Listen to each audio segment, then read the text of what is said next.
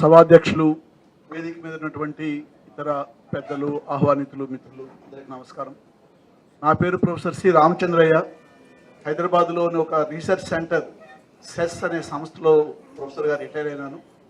Forum for decentralised development in Andhra Pradesh అనేటువంటి ఒక platform ఏర్పాటు చేసి ఆంధ్రప్రదేశ్లో వికేంద్రీకరణ దిశగా అభివృద్ధి జరగాలి, కానీ ఇప్పుడు జరుగుతున్నది ఆ తీరులే లేదు అనేటువంటి కొన్ని చర్చా కార్యక్రమాలు నిర్వహిస్తున్నాం కొంతమంది మిత్రులతో కలిసి.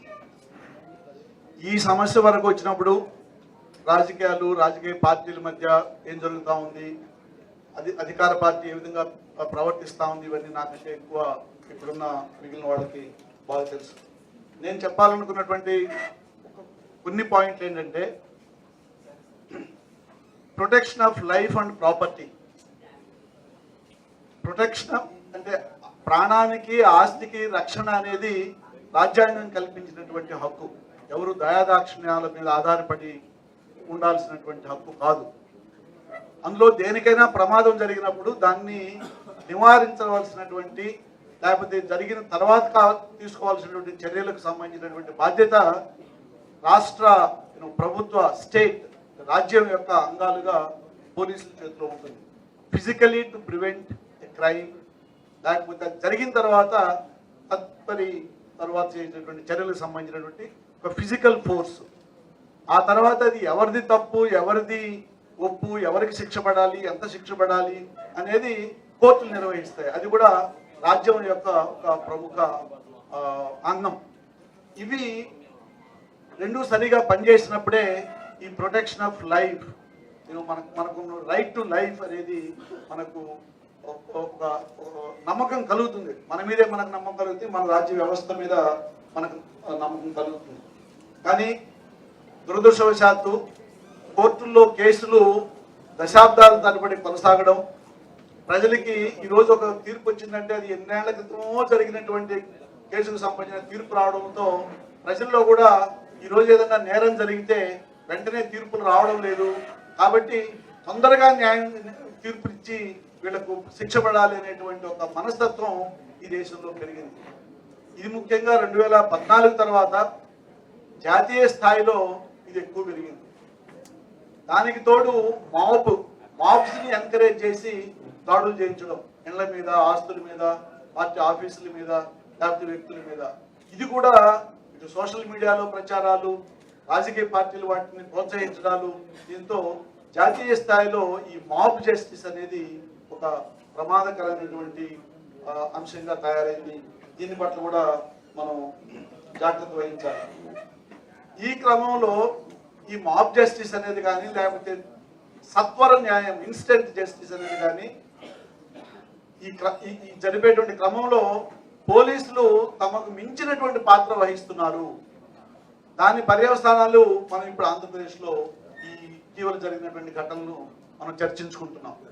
వాళ్ళ పరిధి దాటి, వాళ్ళకు రాజ్యాంగం కల్పించినటువంటి హక్కులు, పరిమితులు, అధికారాలు దాటి పోలీసులు జోక్యాలు చేసుకోవడం, వ్యవహరించడం వల్ల ఇది ఎక్కువ అవుతుంది.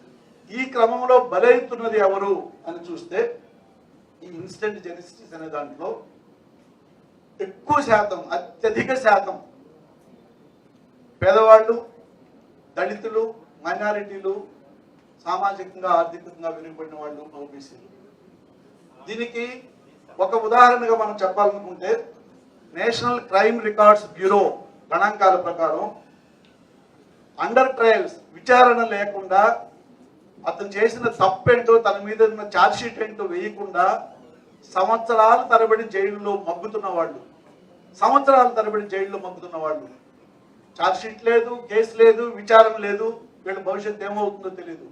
అలాంటి వాళ్ళు ఎవరున్నారు? అలాంటి వాళ్ళు దేశంలో చూస్తే 55% మంది దళితులు, ఆదివాసీలు, మైనారిటీలు. ఇంకొక 30% మంది ఓబీసీల్లో వెనకబడిన వాళ్ళు. అట్లా చూస్తే 91% అండర్ ట్రయల్స్, విచారణ లేకుండా సంవత్సరాల తరబడి ఖైదీ జైల్లో మగ్గుతున్న వాళ్ళు, ఈ అల్పాదాయానికి సంబంధించిన వాళ్ళు, సామాజికంగా వెనుకబడినటువంటి నిమ్న వర్గాలకు చెందిన వాళ్ళు. ఎందుకు జరుగుతూ ఉంది ఇట్లా అంటే, మూడు ప్రధాన కారణాలు ఏంటంటే వీళ్లకు పలుకుబడి లేదు, డబ్బు లేదు. టెలిఫోన్ల ద్వారానో లేకపోతే మంచి మంచి లాయర్లను పెట్టుకునో వాళ్ళ వాళ్ళ కేసుల గురించి ఏదో ఒక పరిష్కారం తీసుకెళ్లేటువంటి శక్తి వాళ్లకు చాలా చాలా తక్కువ. రెండు, ఈ పోలీసుల యొక్క ప్రతాపం, దాష్టికం ఏదైతే అనుకున్నామో ఎక్కువ భాగం ఈ వర్గాల మీదనే ఎక్కువ చూపిస్తారు. ఆంధ్రప్రదేశ్లో ఏదైతే మనం ఘటనల గురించి మాట్లాడుకుంటున్నామో, మీరు గత 50 సంవత్సరాల్లో 30 సంవత్సరాల్లో గత 10 ఏళ్లలో లాకప్ డెత్స్ గురించి చూస్తే అందులో ఎక్కువ మంది దళితులే ఉంటారు. సో పోలీసుల దాష్టీకం పేదవాళ్ళ పట్ల, సామాజికంగా వెనుకబడిన వాళ్ళ మీద ఎక్కువ ప్రతాపం చూపిస్తూ ఉంటారు. మూడు, డిలేడ్ ట్రయల్స్. అంటే ఈ కోర్టుల్లో బ్యాక్లాగ్ ఎక్కువైపోవడం వల్ల, ఆంధ్రప్రదేశ్కి సంబంధించి వివరాలను మీకు ఎక్కువ తెలుసు, నేను ఎక్కువ మాట్లాడను. కానీ నాది ఒకటే డిమాండ్, ఒక సామాజిక కార్యకర్తగా సమాజం పట్ల, సమాజంలో జరిగేటువంటి వివిధ ధోరణుల్ని అంతో ఎంతో విశ్లేషించే వ్యక్తిగా, ఆంధ్రప్రదేశ్లో ఈరోజు ఏదైతే మనం ఏ నేపథ్యంలో అయితే మనం మాట్లాడుతున్నామో, ఇక్కడ న్యాయం జరగాలంటే సిబిఐ ఎంక్వైరీనే కావాలి. సిబిఐ ఎంక్వైరీ జరిగితే తప్ప ఈ కేసుల్లో, ఈ ఘటనలో ఉన్నటువంటి ముద్దాయిల పేర్లు, ఆ వ్యవహారము, ఆ మొత్తం బ్యాక్గ్రౌండ్ బయటికి రాదు. కాబట్టి రాష్ట్ర ప్రభుత్వం ఈ సిబిఐ ఎంక్వైరీని వేయించకుండా, సిబిఐ ఎంక్వైరీ కావాలని అడగకుండా, ఇతర ఎన్ని కమిటీలు వేసినా, ఎన్ని రకాల సిట్లు వేసినా అవి కేసును నీరుగార్చడానికి జరిగేటువంటి ప్రయత్నాలు కానీ మనం చూడాలి అనేది నా అభిప్రాయం. ఆఖరుగా జనరల్గా మనం ఇలాంటి సంబంధిత ఒక శాఖకు శాంతి భద్రతలే కాకుండా మనుషుల ప్రాణ రక్షణ, ఆస్తి రక్షణకు సంబంధించినటువంటి ఒక పోలీస్ స్టేషన్కి వెళితే ఒక సామాన్యుడు ఆ పోలీసులు ప్రవర్తించేటువంటి తీరు పట్ల ఎలా వ్యవహరించాలనేటువంటి నేపథ్యం కలిగిన ఒక మంత్రిత్వ శాఖకు ఒక మహిళ మంత్రిగా ఉంటే, కేబినెట్ ర్యాంక్ లో మహిళలు ఫస్ట్ ధైర్యంగా ఫీల్ కావాలి. ఒక మహిళ అది మంత్రిగా ఉన్నారు కాబట్టి ఒక మహిళ ధైర్యంగా పోలీస్ స్టేషన్ వెళ్ళేటువంటి వాతావరణం ఉండాలి. అందులోనూ ఒక సామాజికంగా మార్జినలైజ్ కమ్యూనిటీ సంబంధించినటువంటి మహిళ ఆ స్థానంలో ఉన్నప్పుడు సామాజికంగా వెనుకబడినటువంటి ప్రజలకు కూడా ఆ నమ్మకం కలగాలి, ఆ ధైర్యం కలగాలి. అప్పుడే ఆ కుర్చీలో కూర్చున్నటువంటి పదవికి, ఆ మనిషికి సార్థకత చేకూరుతుంది. దురదృష్టవశాత్తు ఆంధ్రప్రదేశ్లో ఇప్పుడున్నటువంటి హోంమంత్రి నేపథ్యంలో ఇవి రెండూ కూడా జరగడం లేదు. సామాన్యులకి రక్షణ లేదు, దళితులకు రక్షణ లేదు. పోలీస్ స్టేషన్కి వెళ్ళేదని చెప్పుకోవాలంటే ధైర్యంగా వాళ్ళు వింటారని, భద్రంగా బయటకు వస్తామని నమ్మకం లేదు. ఈ నేపథ్యంలో నా పర్సనల్ డిమాండ్, హోంమంత్రిగా అనితమ్మ గారు కొనసాగడానికి నైతిక అర్హతను కోల్పోయినారు. She must resign. No second opinion.